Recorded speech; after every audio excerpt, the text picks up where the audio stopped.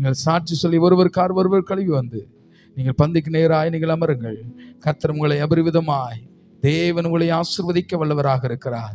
அன்று ராத்திரியிலே அப்பத்தை எடுத்து ஸ்தோத்திரம் பண்ணி அதை பிட்டு, நீங்கள் வாங்கி புசியுங்கள், இது உங்களுக்காக பிற்கப்படுகிற என்னுடைய சரீரமாயிருக்கிறது, என்னை நினைவு கூறும்படி இதை செய்யுங்கள் என்றார்.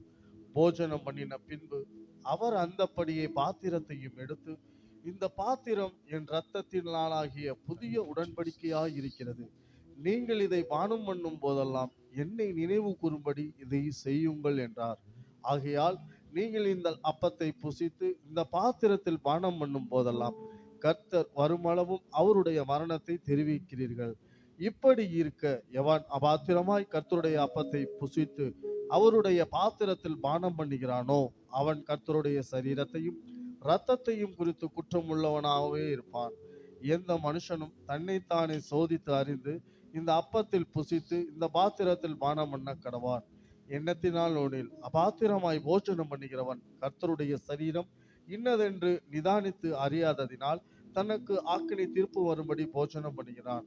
இது நிமித்தம் உங்களில் அநேகர் பலவீனரும் வியாதி உள்ளவர்களுமாய் இருக்கிறார்கள், அநேகர் நித்திரையும் அடைந்திருக்கிறார்கள். நம்மை நாமே நிதானித்து அறிந்தால் நாம் நியாயம் தீர்க்கப்படும். ஆமென். ஆமென். நம்மை நாமே நிதானித்து அறிந்து இந்த நாளிலே கர்த்தருடைய இரத்தத்தையும் இயேசு கிறிஸ்துடைய சரீரத்தையும் நாம் பானம் பண்ணுவோம்.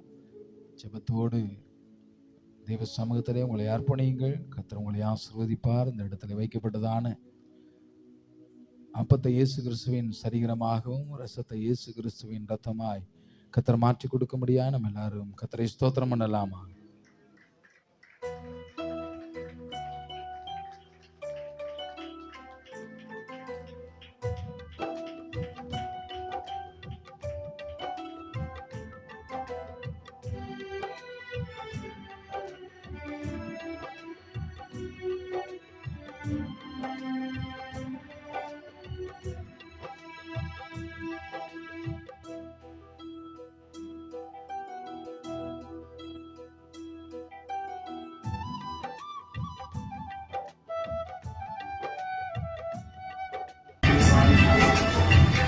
Thank you.